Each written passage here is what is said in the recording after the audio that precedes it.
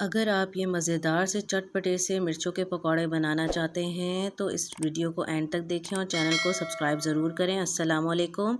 हमने यहाँ 9 अदद जर्मन चिलीज़ ली हैं जो इम्तियाज़ सुपरमार्केट या कोई भी सुपरमार्केट से आराम से मिल जाती है। अब हम इसके अंदर के सीड निकाल लेंगे। एक एक करके हम सारे सीड आउट कर देंगे।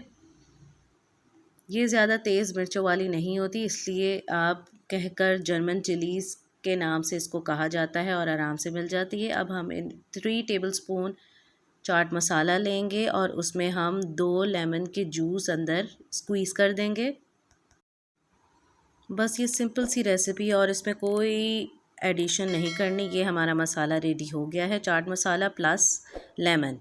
अब हम इसको हल्का हल्का सा फिलअप कर देंगे सारी चिलीज़ में।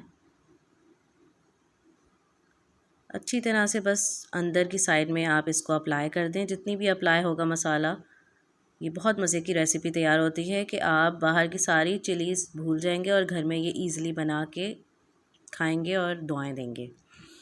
इसी तरह सारी चिलीज़ में मसाला अप्लाई हो गया है। अब हम 1 कप बेसन लेंगे, उसमें हाफ़ टी स्पून सॉल्ट डालेंगे, हाफ़ टी स्पून लाल मिर्च डालेंगे और हाफ़ टी स्पून धनिया पाउडर डालेंगे और थोड़ा थोड़ा पानी डाल के इसको अच्छी तरह से मिक्स करके एक थिक बैटर बना लेंगे।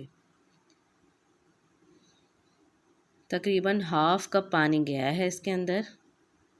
आप इसको अच्छी तरह मिक्स करके इसको हमने थिक बैटर बनाना है क्योंकि चिलीज़ को इसमें कोट करके फ्राई करना है। बस और कुछ भी नहीं करना। ये बहुत सिंपल रेसिपी है और इतने कम इंग्रेडिएंट से ये बहुत मज़े की तैयार होती है।